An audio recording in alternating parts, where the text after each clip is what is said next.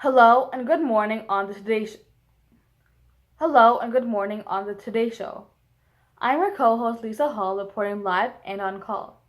I'll be doing a segment on Canadian identity and heritage, events, symbols, and experiences which we have gathered from the near past and present. As many know, it's officially been over a decade since our new and improved national flag has been implemented. Canadians all across the land have different reactions to the new addition to the Canadian identity. The long and hard process inflicted mixed emotions from both French and English Canadians, but at the end of the day, it's ours and represents the unity, peace, and federation of our nation. When Prime Minister Lester B. Pearson first suggested the idea for a new flag, he stood before the National Convention of the Legion in Winnipeg to present his plan. Many people, namely the English Canadians, did not desire a new flag because they felt as if they were being alienated and their heritage was being rejected.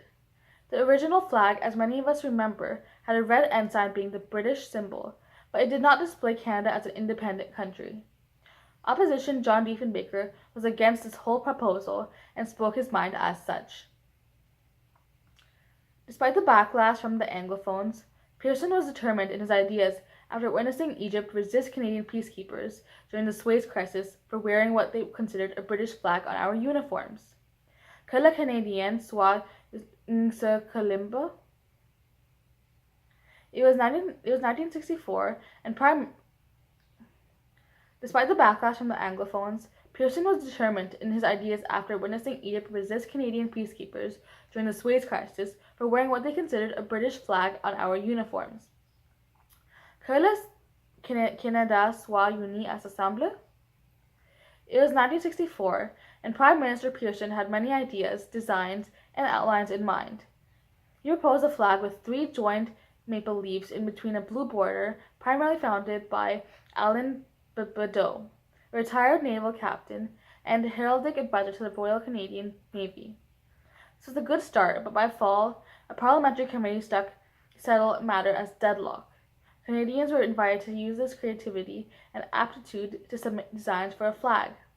After further analysis and approval from other members of Parliament and Royal Force,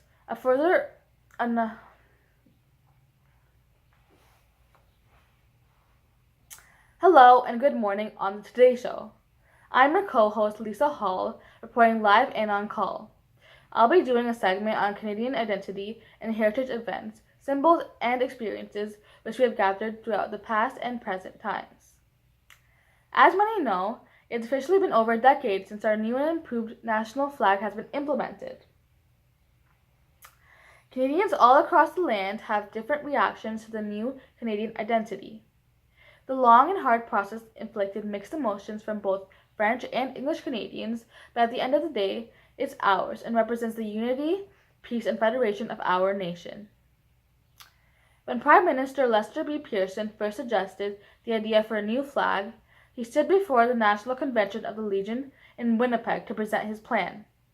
Many people, namely the English Canadians, did not desire a new flag because they felt as if they were being alienated and their heritage was being rejected. The original flag, as many of us remember, had a red ensign being the British symbol, which did not display Canada as an independent nation. Opposition John Diefenbaker was against this whole proposition and spoke his mind as such. Despite the backlash from the Anglophones, Pearson was determined in his ideas after witnessing Egypt resist Canadian peacekeepers during the Suez Crisis for wearing what they considered a British flag on our uniforms. Que le Canada soit uni à s'assembler. It was 1964, and Prime Minister Pearson had many ideas, designs, and outlines in mind. He proposed a flag with 3 joined maple leaves in between a blue border, primarily favored by Alain Badeau, a retired naval captain and heraldic advisor to the Royal Canadian Navy. This was a good start, but by fall, a parliamentary committee struck to settle the matter as deadlock. Canadians were invited to use their creativity and aptitude to submit designs for the flag. After further analysis and approval from the other members of Parliament and the royal force, a common design became popular. Sir Eugene Fiset had recommended all the single red maple leaf common as a white field as After further analysis and approval from other members of Parliament and the royal force, a common design became popular. Sir Eugene Fiset had recommended the single red maple leaf on a white field as Canada's emblem. The device had been worn by all Canadian Olympic athletes since 1904. The same design was again proposed for the national flag by Dr. George Stanley. The vote was unanimous, with only minor changes made to the number of points dispersed on the maple leaf from 13 to 11. The ropes were hoisted, and Canada's national flag was born. La feuille d'érable est née. The vote was unanimous, with only minor changes made to the number of points dispersed on the flag. The vote was unanimous, with only minor changes made to the number of points dispersed on the flag, from 13 to 11. The ropes were hoisted, and the Canadian national flag was born. La feuille d'érable est née. Queen Elizabeth signed the Royal Proclamation on 20th January 1965.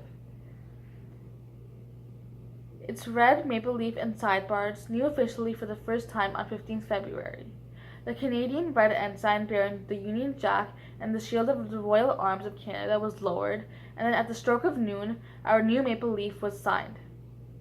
The crowd sang the national anthem, O Canada, and followed by the royal anthem, God Save the Queen. It was a great way to start off Canada after nearly the 100th year anniversary. Queen Elizabeth signed the Royal Proclamation on 20th January, and the new flag with its red maple leaf and sidebars flew officially for the first time on 15th February 1965. The Canadian red ensign bearing the Union Jack had the shield of the Royal Arms of Canada, was lowered, and then at the stroke of noon, our new maple leaf flag was raised. The crowd sang the national anthem, O Canada, followed by the royal anthem, God Save the Queen. It was a great way to start off Canada after nearly the 100th anniversary.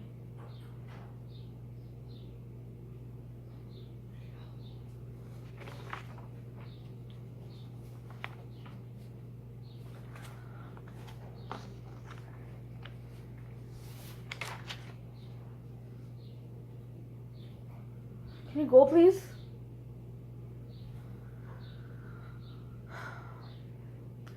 Queen Elizabeth signed the Royal Proclamation on 20th January. Queen Elizabeth signed the Royal Proclamation on 28th January, and the new flag with its red maple leaf and sidebars flew officially for the first time on 15th February 1965. The Canadian red ensign bearing the Union Jack and the shield of the Royal Arms of Canada was lowered, and then at the stroke of noon, our new maple leaf flag was raised. The crowd sang the national anthem, O Canada, followed by the royal anthem, God Save the Queen. It was a great way to start off Canada after nearly the 100th year anniversary.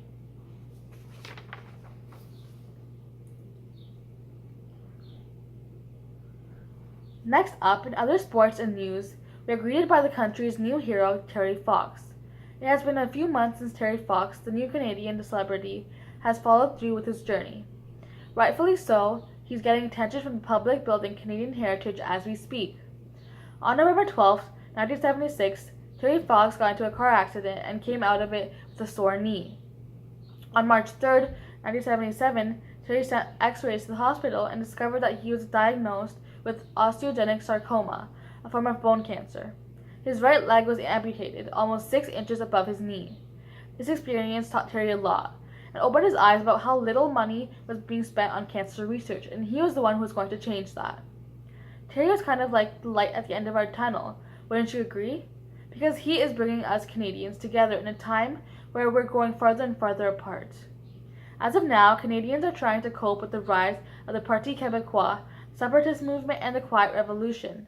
Nationalism is a key part of the controversy and conversation of our time, so Canadians are viewing the Marathon of Hope through the lens of nationalist debates. People believe that this man, Terry Fox, is a representation of shared Canadian values and view the marathon as a symbol of hope in a dark period of Canada's record. He made patients' struggles with cancer public in an unparalleled way.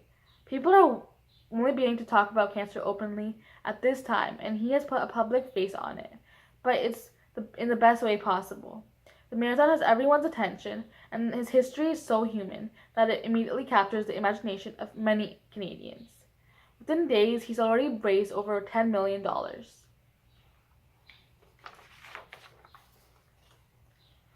From me, your host, Lisa Hall.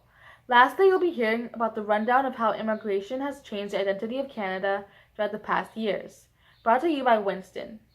De mon côté, votre animatrice Lisa Hall, vous entendrez enfin la récapitulatif de la façon dont l'immigration a changé l'identité du Canada au cours des dernières années, présentée par Winston. Up next, I'll be talking about the multiculturalism and immigration status of Canada. Canada has opened its doors to over 2 million immigrants. Many Europeans desperate to escape devastation of their homeland are building new, peaceful, prosperous lives in Canada. A large number of Germans are migrating to Canada. Ethnic Germans were dominant, or Volksdeutsch, who were German-speaking immigrants who were born in countries other than Germany. They adapted quickly to the social reforms of Canada and are 30% of the new immigration population. Just for a brief update, I would also like to mention that the Charter of Rights has come into effect. The Canadian Charter of Rights and Freedoms guarantees all Canadians fundamental rights, democratic rights, mobility rights, legal rights, equality rights, and linguistic rights. A royal commission on the status of women has appointed in 1967. Divorce reform has introduced in 1968, and traditionally all male professions became open to women. Another weekly update is that the First Nations activists occupy Blue Quills Residential School. As the Canadian government prepares to close the Blue Quills Residential School near St. Paul, community members from the surrounding First Nations could occupy it. They demand that the government hand control over it off to them. After 3 days of negotiations, the government relents, approves the takeover of the school, and Blue Quills becomes the first Indigenous administered school.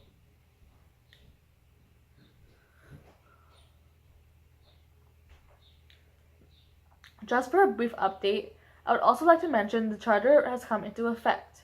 The Canadian Charter of Rights and Freedoms guarantees all Canadians fundamental rights, democratic rights, mobility rights, legal rights, equality rights, and linguistic rights.